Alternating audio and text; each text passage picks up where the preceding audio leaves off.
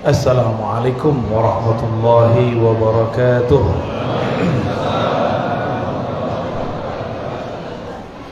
Alhamdulillahi rabbil alamin. Bihayatihi ahyayna, bihayatihi ahyana, wa bini'matihi atamma lana. Asyhadu an la ilaha illallah wa asyhadu anna Muhammadan abduhu wa rasuluh. Allahumma salli wa sallim wa barik ala sayyidina Muhammad wa ala alihi wa sahbihi wal mahdi khalifatihi wa sallim. Pak Kiai Junaidi yang dimuliakan Allah, para guru, para masyayikh, hadirin hadirat, mari kita bersyukur kepada Allah. Ini negeri diberkahi Allah. Tidak ada negeri di dunia manapun yang bisa menikmati sholawat sebebas negeri ini. Gak ada. Tidak ada dimanapun negeri, hatta di Mekah Madinah sekalipun, hatta di Mesir, yang dapat menikmati ngaji bersama, zikir bersama, melebihi negeri kita ini. Ada Hadramaut, tapi lebih besar kita. Hadramaut itu tidak sebesar Indonesia, kecil. Namun kita Islamnya diwarnai oleh mereka. Alhamdulillah. Barangkali itulah maknanya Al-Iman Yaman. Iman itu Yaman, wal hikmah Yamaniyah. Tapi yang bijaksana, kebijaksanaan itu didapat dari orang yang bersifat Yamaniyah. Apa arti sifat Yamaniyah? Dia mungkin berguru ke orang Yaman, atau dia adalah keturunan Yaman. Dan coba saksikan Bapak Ibu yang dimuliakan Allah, tidak ada negeri yang habaib Hadramautnya lebih banyak dari negeri kita. Betul nggak? Bahkan beberapa suku marga yang sudah tidak ada di Hadramaut ada di sini. Ini nikmat terbesar untuk negeri kita. Orang-orang yang di darahnya ada darah Nabi Muhammad sallallahu alaihi wasallam, Allah perbanyak di sini.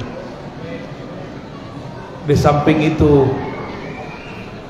ulama-ulama yang di kolbunya ada cahaya Rasulullah sallallahu alaihi wasallam juga banyak di sini.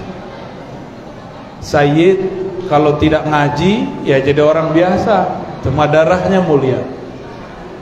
Orang awam jika ngaji maka dia dapat kemuliaan ilmu, dan itu melebihi kemuliaan nasab. Syaraful ilmi fauqa syarafin nasabi. Kemuliaan ilmu di atas kemuliaan nasab. Namun jika orang-orang dzu nasabin wa huwa dzu ilmin, dia bernasab zuriat Nabi, dia juga berilmu, falahu darajatani, maka dia dapat 2 derajat. Dan di negeri ini banyak. Alhamdulillah. Alhamdulillah.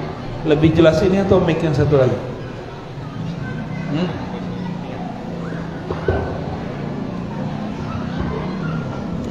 Oke. Tes.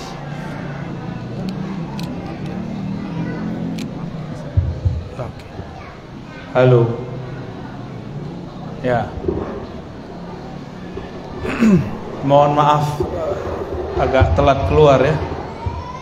Baru sampai kami dari kampung Melayu asli, bukan kampung Melayu Betawi. Kampung Melayu di Sambas, kampung Melayu di Singkawang. Bahasanya asli. Tapi yang mirip Betawi itu Sambas, mirip ya. Ape, ya. Cuma apenya beda. Kalau kita mau makan, kata dia, gak usah sopan-sopan, gak usah sopan-sopan. Tahu artinya? Gak usah malu-malu. Alhamdulillah dapat ilmu bahasa kita. Baik. Tema kita tentang apa? Waduh, antum nyebut khawarij ya? Mungkin tuduhan kelompok ekstrim terhadap Ahlus Sunnah.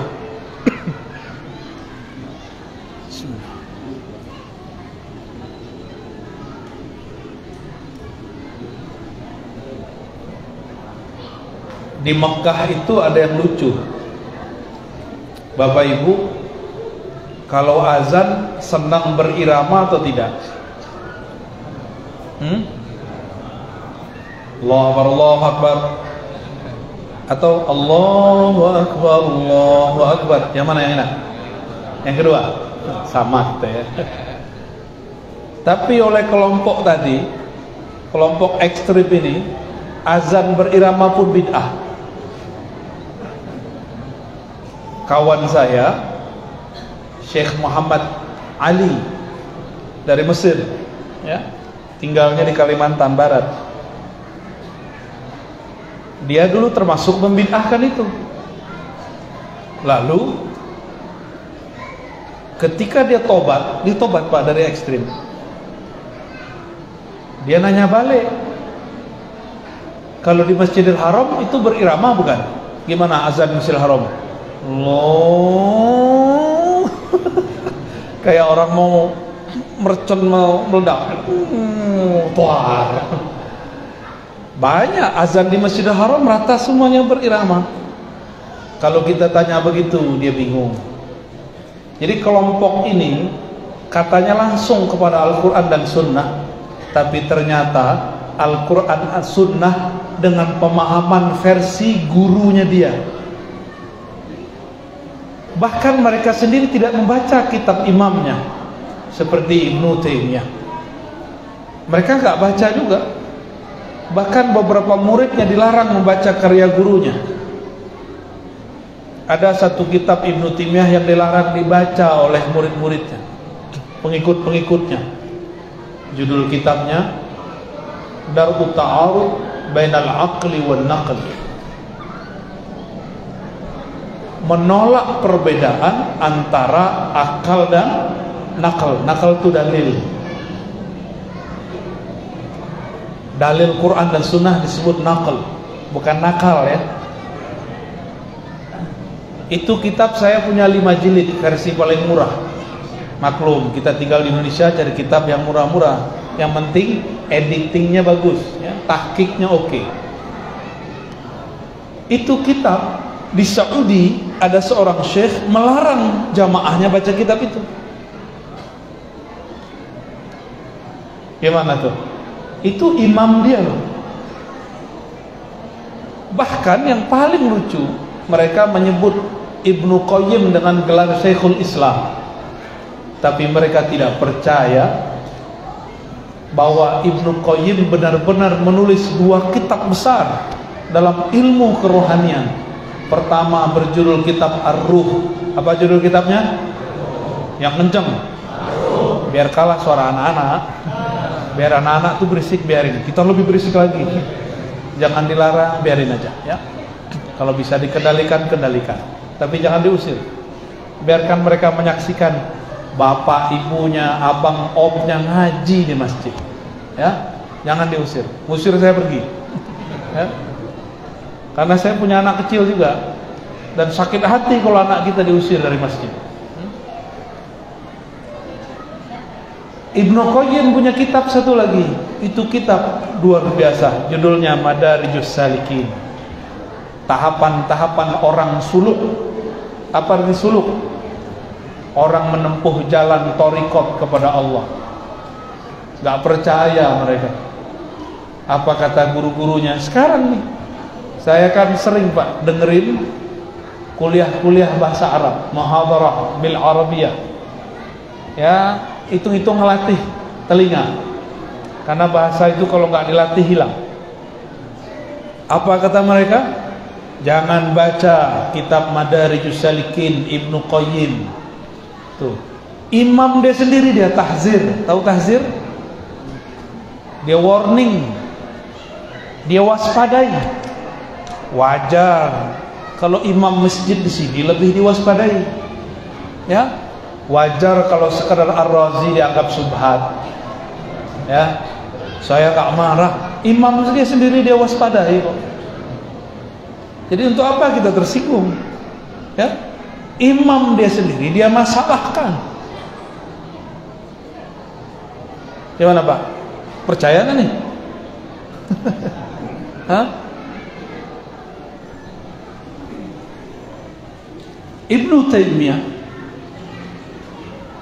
disebutkan oleh Imam Ibnu Qayyim dalam Al-Wabilus Shayyib, pernah suatu kali ba'da subuh zikir dan tidak berhenti sampai tengah hari. Lalu bertanyalah Ibnu Qayyim, wahai tuan Syekhul Islam Ibnu Taimiyah, kenapa kau zikir selama itu? Apa jawaban beliau? Zikir itu makanan ruhku. Jika aku tidak makan, maka jiwaku, badanku, ruhku lemah. Coba, udah makan belum? Kapan? Tadi siang, sebelum maghrib. Ya, coba nggak makan 2 hari, lemas nggak? Nggak makan dari subuh tadi sampai sekarang belum makan, pasti lemas. Jika tubuh ini lemah jika tidak diberi makan, maka kolbu juga melemah tidak diberi makan. Ibnu Taimiyah mengatakan zikrullah qutul qulub. Zikrullah itu makanannya kolbu. Itu kan omongan sufi Pak. Sufi kata. Ada nggak hadisnya begitu? Ada nggak hadis begitu? Zikrullah qutul qulub? Nggak ada. Itu kata-kata Ibnu Taimiyah. Sama seperti kata Imam Qushairi, sama seperti kata-kata Imam Abu Hamid Al-Ghazali, sama seperti Imam Syekh Abdul Qadir Al-Jilani. Sama mereka ngomong begitu. Usud punya usud. Ternyata Ibnu Taimiyah ikut thariqatnya Imam Qushairi dan punya sanad kepada Imam Syekh Abdul Qadir Al-Jilani. Itu ada sanadnya. Jarak beliau dengan Syekh Abdul Qadir cuma 2 orang. Cuma 2 orang. Seperti kalau di Jawa Timur itu Syekh Utsman Al-Ishaqi berguru kepada Syekhana Khalil dari Syekh Muhammad Ramli, dari Syekh Ahmad Khatib Sambas. Jadi 2 orang. Syekh Ahmad Khatib Sambas ini guru besar, dan 2 jalur di bawahnya itu. Kira-kira begitu cara ilustrasinya. Jadi Syekh Abdul Qadir ini punya murid namanya Ibnu Qudamah. Ibnu Qudamah punya murid Abu Muhammad, seingat saya dia punya murid Ibnu Taimiyah. Saya masih kurang percaya. Saya bacalah kitab Ibnu Taimiyah, judulnya Majmu' Fatawa. Apa judulnya? Di jilid 9-10 atau 10-11 tergantung cetakan kali ya, ada judulnya As-Suluk dan yang berikut At-Tasawwuf. Jadi dia menulis As-Suluk 1 jilid, At-Tasawwuf 1 jilid. Di dalam 2 jilid ini dia berkata, kalau menyebut nama Syekh Abdul Qadir, apa kata dia? Qala Sidi Syekh Abdul Qadir Al-Jilani qaddasallahu sirrah. Berkata Sayyidi. Apa arti Sayyidi? Tuanku. Syekh, tuan Syekh Abdul Qadir Al-Jilani qaddasallahu sirrah. Begitu juga Ibnu Qayyim ketika nulis nama Ibnu Taimiyah, qala Syekhul Islam Ibnu Taimiyah qaddasallahu. Apa arti qaddasallahu sirrahu? Semoga Allah mengkuduskan, mensucikan ruhnya. Itu khusus untuk para wali. Khusus untuk siapa? Para wali-wali Allah. Jadi Ibnu Taimiyah menyebut Syekh Abdul Qadir Jilani dengan gelar Sayyidi. Jadi memanggil bahkan selain Rasulullah dengan Sayyidi itu juga dianjurkan. Tapi mereka tak percaya. Ya. Mungkin kitab ini besok-besok ditahzir lagi ya. Bisa jadi ditahzir lagi.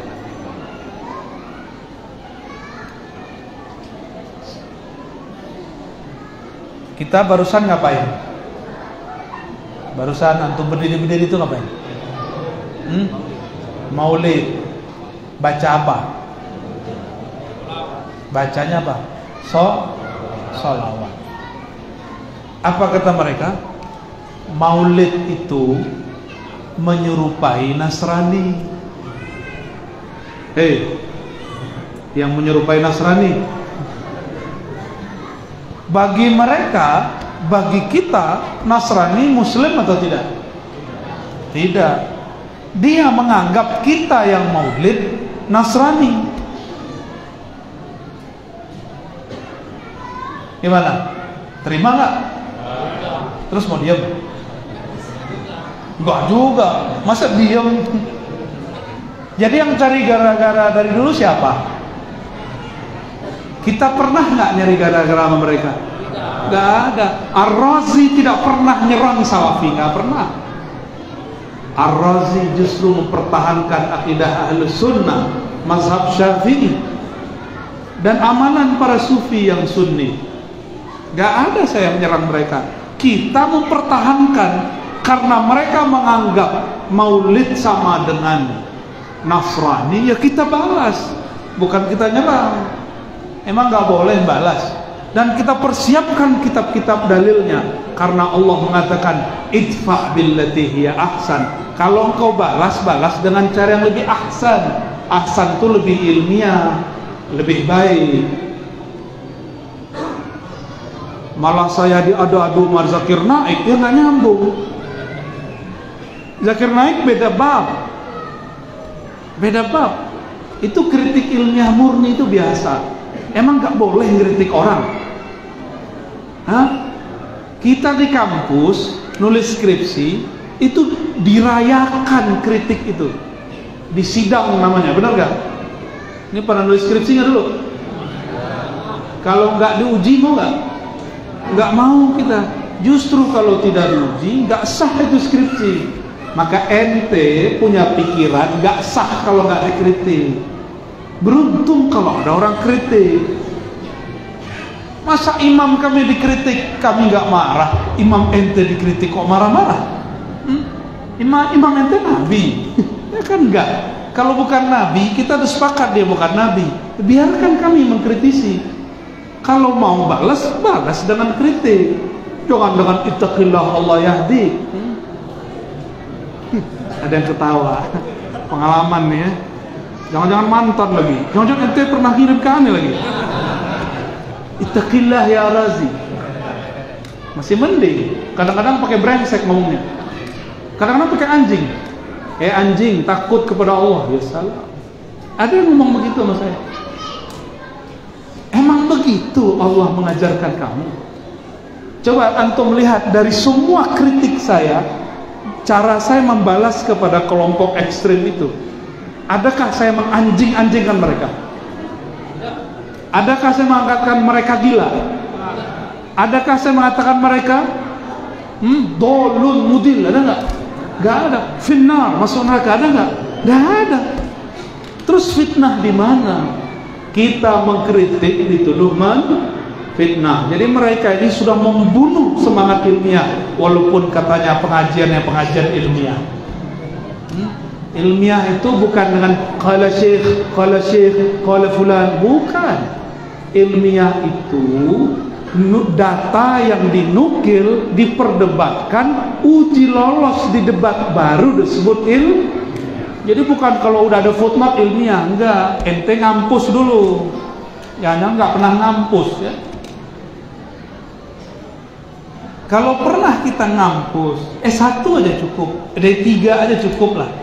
Ya, benar gak? Gak usah anak SMA aja sekarang kalau nulis ada footnote kan? Nah dikritik, dirayakan kritiknya dengan sidang skripsi, dirayakan hasilnya dengan wisuda, ya. Kok dia bilang nggak boleh, ya? Kok dia bilang kita mengkritik disebut memfitnah. Jadi saya ini dituduh mereka memfitnah Soleh Fauzan. Yang memfitnah Soleh Fauzan, yang mengatakan bahwa orang yang bermaulid sama dengan meniru Nasrani. Saya mau tanya, antum tadi meniru Nasrani nggak? Tidak. Ada nggak Nasrani baca sholawat? Sallallahu ala. Ada nggak? Kalau ada saya kasih 1 M ente. 1 mak.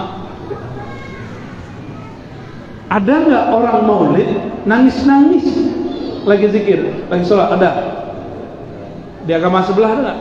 Saya nggak tahu. Ya. Saya pun nggak pernah diajarkan benci kepada Nasrani, apalagi kepada kelompok itu.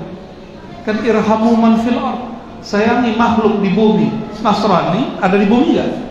Sayang kita semua, sayang nak rahman ya Allah. Apalagi cuma kelompok itu, apalagi cuma salafi, apalagi cuma HTI. Ya saya sayang semua.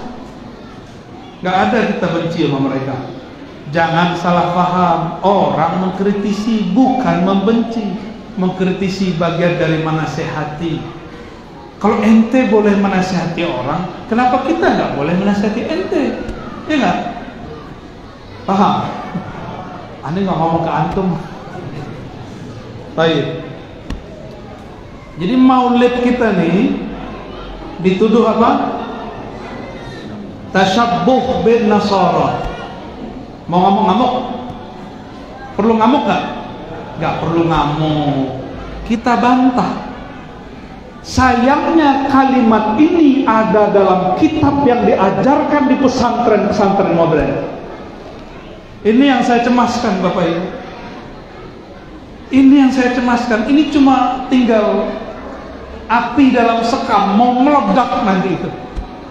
Kita nggak tahu kapan terjadinya. Coba cek anak kita di pesantren kan di mana. Jadi nggak semua pesantren juga aman kitab akidahnya, ya.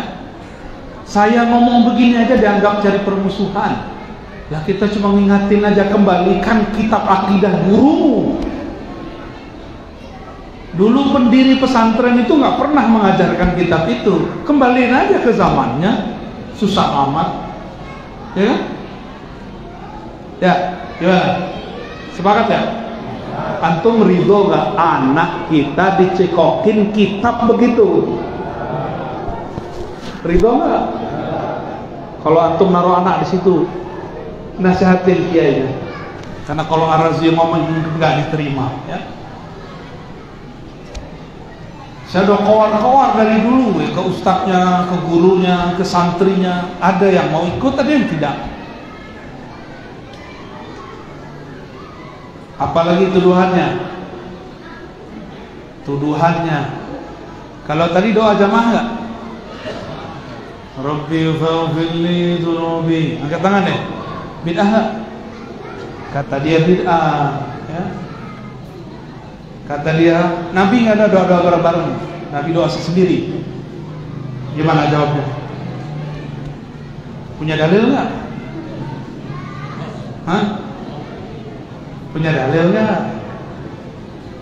Mau dikasih dalil? Bener nih, yang semangat dong. Mau dikasih dalil? Mereka bahkan mulai dari membid'ahkan doa ba'da sholat, nggak tanggung-tanggung, apalagi doa lagi maulid.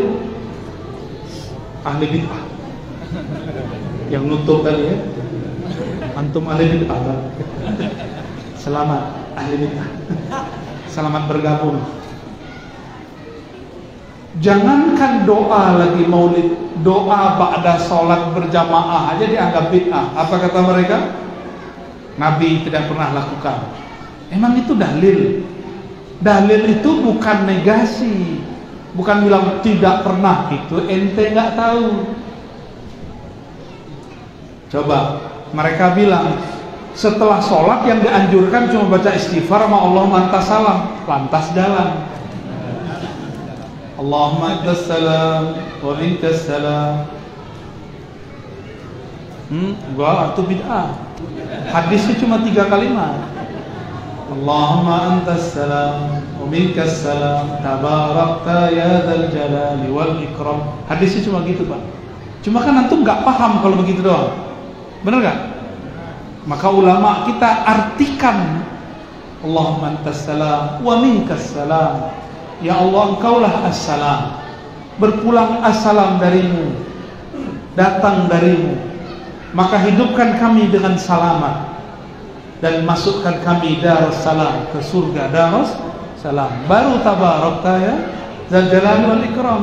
Itu pemaknaan ulama menjadikan wirid. Boleh enggak? Katanya bid'ah. Membaca yang Nabi enggak baca bid'ah. Ini mereka punya kaidah begitu. Itu kaidah pun tidak ada dalam usul fikih. Dalam mereka punya istilah namanya sunnah tarkiyah. Apa artinya? Yang Nabi tinggalkan kita tinggalkan. Sunnah ini ambigu. Nabi banyak hal yang tidak dilakukannya, tapi bukan karena itu tidak boleh. Kata beliau, da'uni ma taraktukum. Biarkan aku, jangan tanya lagi terhadap hal-hal yang aku sudah tinggalkan, tidak bahas. Berarti boleh. Al-aslu fil asya lil ibahah. Pada dasarnya segala sesuatu itu boleh. Jangankan habis sholat, dalam sholat ada seorang sahabat menambahkan bacaan. Antum kalau i'tidal baca apa? Rabbana lakal hamdu bil as-samawati. Oke. Ini ada ulama sahabat. Dia bangun dari ruku, Allahu liman hamidah. Hadis sahih. Rabbana lakal hamdu hamdan thayyiban katsiran mubarakan fih. Ya Allah, banyak pujian itu milikmu, seberkah-berkah pujian itu milikmu. Itu kata orang ini. Nabi pernah ajarkan? Enggak pernah. Dia baca satu kalimat yang Nabi tidak pernah ajarkan dalam sholat. Ini hadis sahih Bukhari dan Muslim. Mau lari kemana kau? Terus ba'da sholat orang ini dipanggil. Siapa yang baca doa ini? Saya dengar tadi ada malaikat naik mengangkat doa ini. Sekitar 40 malaikat. 40 malaikat itu bawa ke langit. Sahabatnya ketakutan, takut disuruh bid'ah. Ternyata itu apresiasi dari Rasulullah bahwa doa ini justru diridhoi oleh Allah dan Rasul. Selain Al-Fatihah dan Al-Quran, boleh digunakan bahasa Arab yang fasih, ya, boleh. Itu dalilnya. Rabbana lakal hamdu hamdan thayyiban katsiran mubarakan fi. Nggak ada Nabi ajarin. Ini ba'da sholat, masa nggak boleh ditambah? Ya. Oke. Lalu kalau kita doa, dalilnya mana? Dalil doa berjamaah itu umum. Dalam hadis Imam Tirmizi, Nabi ditanya, wahai Rasulullah, manakah doa yang lebih cepat dijawab? Hadis riwayat siapa? Imam At-Tirmizi. Lalu baginda Nabi SAW menjawab, apa kata beliau? Fi duburi kulli shalah, di setiap selesai sholat. Yang kedua, fi duburil lail, di setiap akhir malam. Di hadis itu tidak disebutkan doa berjamaah atau doa sendiri-sendiri. Maka yang mengatakan mesti sendiri ahli bid'ah, yang mengatakan mesti berjamaah juga bid'ah. Yang benar boleh sendiri, boleh berjamaah. Ya, jadi bapak-bapak ini nggak boleh paksa orang juga mau doa sama kita. Ya, saya kalau punya doa sendiri boleh nggak sendiri? Ya suka-suka saya dong punya doa. Kita punya Tuhan. Sama orang yang sendiri-sendiri nggak boleh juga melarang orang doa berjamaah. Karena melarang yang tidak dilarang Rasul itu bid'ah. Justru ente ahli bid'ah karena melarang yang Nabi tidak larang. Ditambah satu hadis riwayat Imam Hakim, riwayatnya sahih. Baginda Nabi SAW mengatakan, ya, la yad'u, ya, kalau di riwayat yang saya ingat, la yajtami'ul qaum, tidaklah berkumpul sekelompok kaum, fayad'u ba'duhum ba'dha, lalu sebagian mereka mendoakan yang lain. Fayad'u, lalu mereka berdoa, lalu mengaminkan, fayu'aminu ba'duhum ba'dha, saling mengaminkan satu sama lain. Ya, illa ajabahullah, kecuali Allah jawab, atau kama qala Rasulullah SAW. Ya. Berarti ada dalil yang menyebutkan keutamaan kalau orang berdoa terus diaminkan. Ini dalilnya. Tapi saya tidak perlu pakai dalil hadis Imam Hakim. Dalil saya cukup surat Al-Fatihah. Waladhdallin.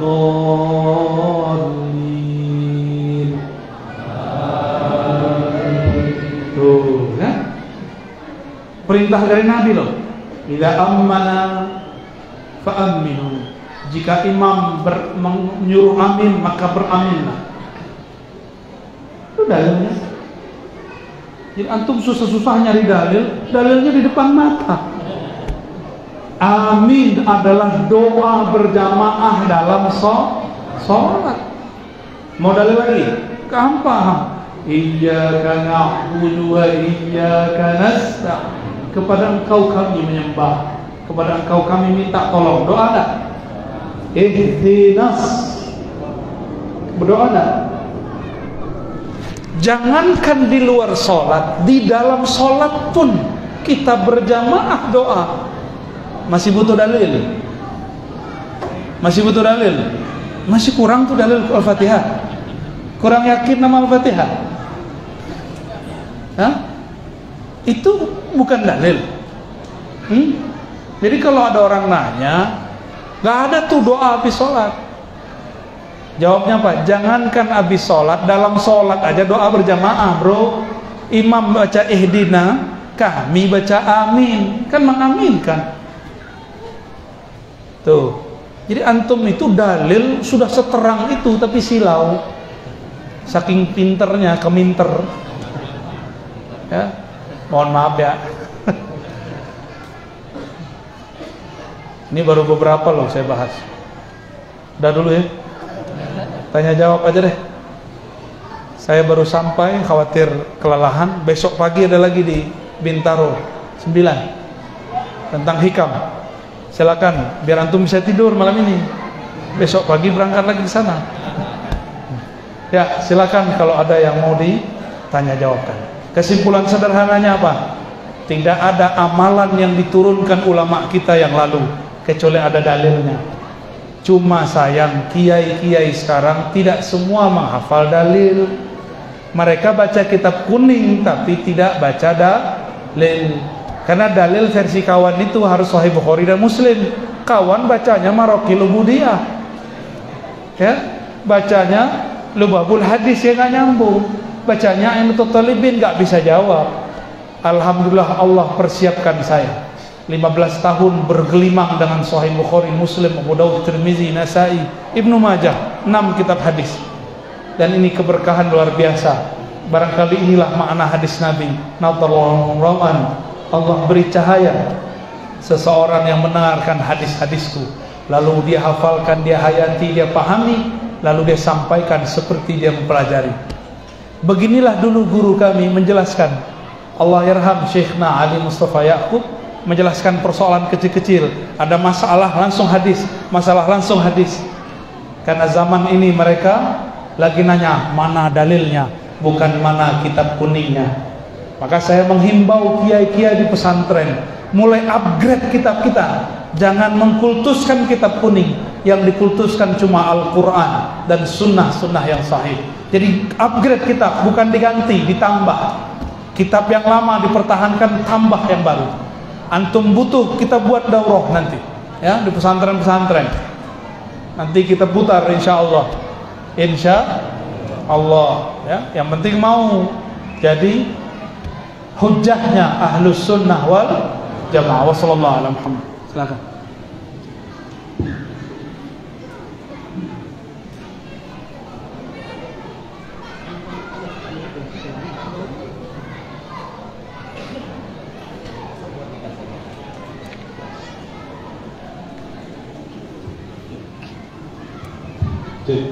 Ini apa? Ini air biasa ya? Terima kasih kami ucapkan kepada Dr. Abuya Hashim Al-Huzi Hashim MA dengan poin-poin yang sangat banyak tadi telah kita dengarkan.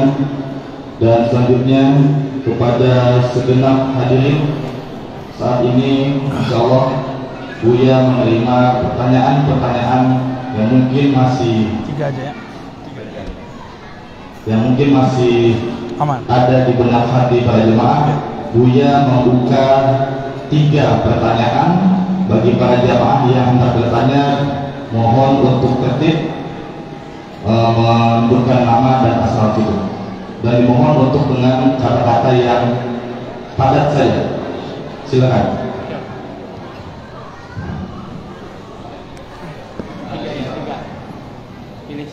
Antum yang pilih ya. Salah. Maju. Sekaligus Buya 3 atau satu-satu. Tampung aja. Bantu dicatat.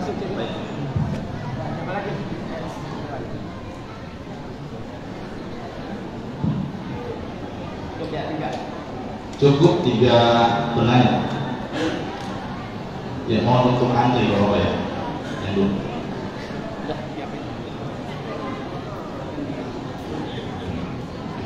Assalamualaikum warahmatullahi wabarakatuh. Salam. Nama saya Muslim dari Karawaci. Izin bertanya, bagaimana cara kita agar berburu tidak dengan cara yang sering kita pakai, yaitu yang baik diambil, yang jelek kita buang. Dan di sisi lain kita tidak memutuskan bulu kita. Mungkin yang di kita sendiri maupun di sholat tidak memutuskan soal bulu tersebut. Baik. Setelah yang kedua. Assalamualaikum warahmatullahi wabarakatuh. Assalamualaikum. Sebelumnya perkenalkan nama saya Musliman dari kampung Muslim. Ini pertama yang mau saya sampaikan, ini sebuah pendekatan pribadi dan juga pencerahan dari Buya. Saya pernah melihat channel yang diupload di YouTube, itu ada statement Buya tentang sholat, itu hukumnya wajib, bahkan lebih wajib dari sholat. Yang saya rasa ini pasti mendapat daripada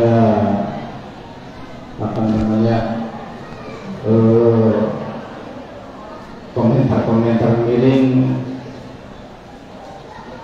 daripada netizen ataupun orang yang menyaksikan foto tersebut. Jadi agar masyarakat tidak salah dalam menafsirkan statement yang Buya sampaikan, ini pertama saya mau pencerahannya. Jadi kenapa Buya bisa mengatakan bahwasanya sholat itu lebih wajib daripada sholat, itu yang pertama. Yang kedua, ini terkait masalah Cukup 1 ya Pak ya, cukup 1. tapi ini yang terpenting Ustaz. Iya. Tentang masalah doa setelah sholat. Ini yang sesuai dengan tema, bahwasanya doa bagian daripada bid'ah yang sehingga menjadikan sebuah alat bagi mereka untuk menjatuhkan kita orang-orang aswaja. Pertanyaan saya, mohon pencerahan kepada Buya, bahkan ya kita orang aswaja sendiri yang seringkali melaksanakan kegiatan tersebut, artinya dalam artian kita habis sholat itu Allah lantas salam, Pak. Itu langsung Allah melantas jalan seperti itu. Jadi apakah masa permasalahan mereka kurang paham dengan doa setelah sholat itu gimana? Jadi mohon pencerahannya agar ya kita selaku umat Islam Nabi Muhammad SAW yang beralim aswaja yang melaksanakan wiridan-wiridan tersebut khususnya setelah sholat. Mungkin hanya itu. Terima kasih. Wassalamualaikum warahmatullahi wabarakatuh. Mohon izin Bu ya. Assalamualaikum warahmatullahi wabarakatuh. Sekali lagi jawab salam itu wajib sekali lagi. Assalamualaikum warahmatullahi wabarakatuh. A'udzu billahi minasy syaithanir rajim. Bismillahirrahmanirrahim. Alhamdulillah.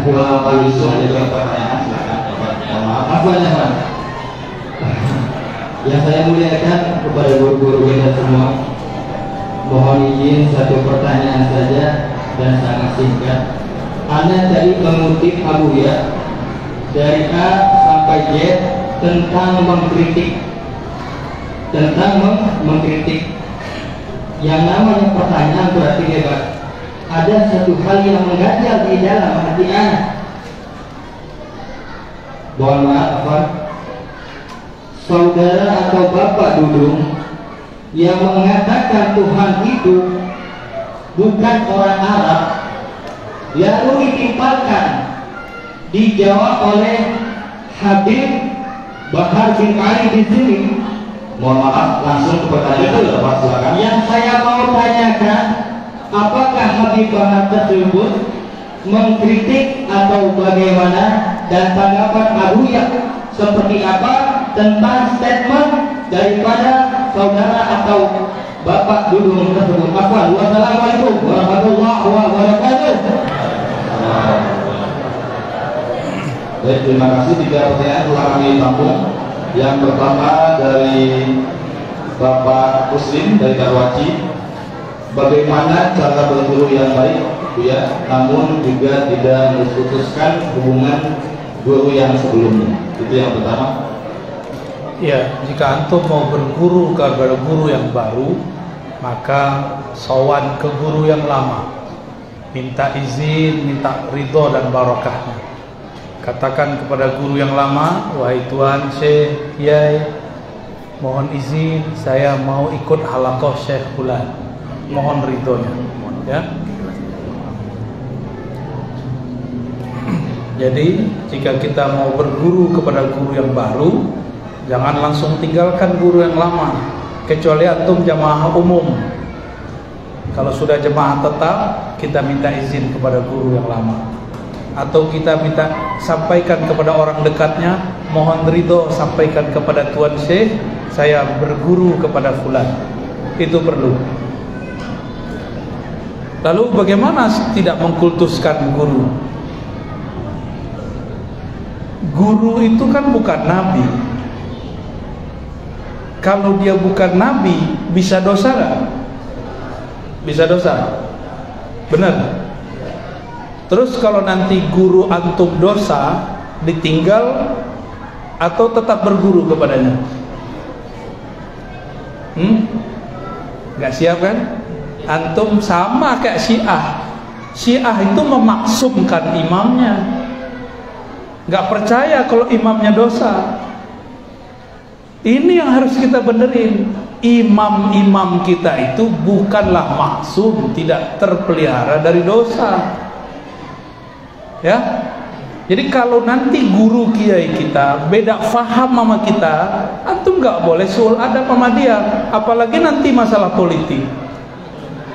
Ya, aneh nih beda sama antum nanti, terus antum membeda, beda aja, saya nggak ada urusan. Ya, karena jangankan bab politik, kunut nggak kunut aja nggak masalah, beda. Itu udah cara ibadah, apalagi cuma cara siasa. Maka kelompok Khawarij hari ini masuk bukan hanya lewat kelompok ekstrim itu, tapi masuk lewat pergerakan-pergerakan. Hati-hati. Maka mereka buat pemahaman nanti, beda politik, beda agama. Hati-hati. Yang benar gimana? Beda politik bukan beda. Coba diulang. Pegang itu teguh-teguh, ya.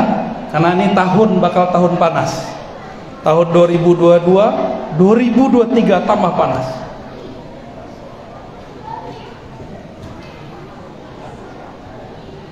Udah. Apalagi pertanyaannya? Yang kedua dari Bapak Musliman ada 2 pertanyaan Buya. Statement Buya tentang sholawat hukumnya lebih wajib dari sholat. Bagaimana tafsir tentang pernyataan dulu? Bagus. Ayat yang antum sudah hafal semua. Kalau laki-laki pasti hafal. Kalau enggak saya sunat lagi. Innallaha wa malaikatahu yusholluna 'alan nabi.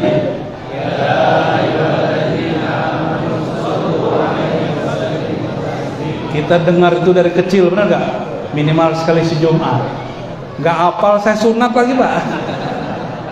Innallaha, sesungguhnya Allah dan para malaikat bersolawat kepada Nabi. Ane mau tanya mantum, Allah sholat gak? Allah zakat gak? Allah haji gak? Tapi Allah sholawat sama Nabi. Belum ada ente, belum ada sholat ente, belum ada. Allah udah sholawat. Jadi lebih dulu mana? Sholawat. Lebih wajib mana? Sholawat. Jangan-jangan sholat kita nggak ada yang diterima. Cuma karena satu sholawat Allah maafkan. Allah itu cuma memandang di kolbu ente ada nur Nabi atau tidak. Nggak ada lagi. Mau sholat 1000 rakaat di kolbunya gak ada nur Nabi, gak punya adab. Udah buih nih, berbuih baca maulidan, tapi di kolbunya tidak ada nur Nabi. Berarti dia gak bersalawat dengan kolbunya. Salawat tuh dari kolbu, jangan dari mulut. Kalau mulut mah enak-enak aja suaranya. Tapi kalau dari kolbu pasti rahmahnya tinggi, adabnya bagus kepada guru. Gitu ya. Udah paham? Ayatnya cukup? Mau tambah ayat lagi? Lanjut. Baik, pertanyaan yang ketiga Buya, masih yang nomor 2. Pencerahan tentang kebiasaan kelompok sebelah yang setelah sholat langsung pergi tanpa zikir, dan kebiasaan Ahlussunnah wal Jamaah yang setelah sholat berzikir terlebih dahulu. Mereka itu baca satu hadis riwayat Muslim dari Sayyidah Aisyah. Sayyidah Aisyah kan di rumah. Apa kata Sayyidah Aisyah? Nabi ba'da sholat cuma baca istighfar, Allahumma antas salam, lalu pulang. Yang sorif itu berubah posisi. Tapi yang benar yang sorif itu belum tentu pulang, cuma ganti posisi aja. Tadi ngadap ke depan, sekarang ngadap ke itu pemahaman saya, wallahu alam. Mereka mungkin memahami yang sorif itu pulang, kabur, ya. Tapi mereka kan nggak pakai hadis yang subhanallah 33. Kan ada Bukhari Muslim juga, benar nggak? Ahlul dusur nanya kepada Rasulullah, ahlul apa? Yang tinggal di masjid Sufa mengadukan persoalan ahlul dusur. Mereka bisa sedekah, kami nggak bisa sedekah. Apa kata Nabi? Bukankah tasbihmu sedekah? Bukankah takbirmu sedekah? Iya. Akhirnya mereka bocor juga itu ilmu. Orang kaya bersedekah bertasbih, orang miskin cuma bertasbih tidak bersedekah. Apa kata Nabi? Itu fadlullah yutihi liman syaa min ibadih. Itu suka Allah lah, ya. Kebetulan ente nasibnya kurang enak. Makanya Abu Hurairah yang salah satu orang mengadu, dia bertekad jadi orang kaya. Setelah Nabi wafat, dia jadi orang kaya, jadi penguasa, bahkan dia jadi pengusaha. Bapak Ibu yang bukan Allah. Jadi kalau ada kelompok sebelah begitu, gak usah pikirin. Antum beribadah supaya disebut Ahlus Sunnah atau pengen diridhoi Allah? Ya udah merem aja matanya, gak usah dilihat-lihat itu ya. Makanya enak orang belajar thariqah. Dia ba'da sholat, dia sibuk dengan zikirnya. Dia gak hiraukan mau kiri kanan, mau bilang apa. Dia sibuk dengan auratnya, ya. Tapi kalau belum punya thariqah, sampai mati aja pasti nanya gitu. Sama pertanyaan ntar ya. Pasti pertanyaannya begitu semua, gak alami ya. Kita merem aja udah gak lihat orang siapa-siapa kan. Maka kalau ba'da sholat merem, astagfirullah, gak usah mikirin kiri kanan, astagfirullah, astagfirullah. Jangan begitulah ya. Istighfar itu istighfarkan diri. Katanya assalam, assalam itu terlepas dari keburukan, kebencian.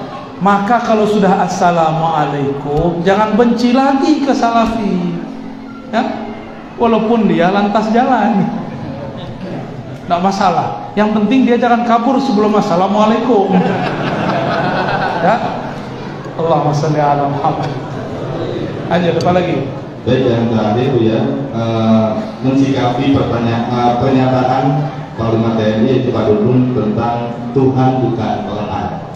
Sampai sekarang saya nggak tertarik dengan hal itu dan tidak pernah nonton dia, dan juga nggak memperhatikan tanggapan Habib Fulan karena itu sandiwara aja Pak. Itu produk-produk politik biasa biar rame kan, akhir tahun kemarin kan, biar nanti kalau majuin dana biar ada nanti ya konflik lah. Kalau nggak ada konflik kan dana nggak ada. Nggak, itu asumsi jelek saya. Mohon maaf, saya tidak tertarik dengan Dudung, Dedeng, Dodong. Nggak tertarik. Tapi saya dengar dia dekat sama Habib juga, kan bingung kita. Bener ya? Jadi aneh itu nggak minat nonton begituan. Antum itu kenapa nonton yang nggak jelas? Nonton kita aja ya. Nonton tuh yang ilmiah, jangan yang bikin emosi. Cepat tua, marah-marah terus. Ya, udahlah, kita doakan Habib Bahar biar semoga beliau beres masalah. Amin ya rabbal alamin. Kita doakan juga Dudung, kan nama belakangnya bagus. Apa? Semoga benar-benar jadi hamba ar-Rahman. Selesai? Allahumma sholli ala Sayyidina Muhammad. Cukup ya, saya mau izin pamit, tidak sempat salam-salaman. Assalamualaikum warahmatullahi wabarakatuh.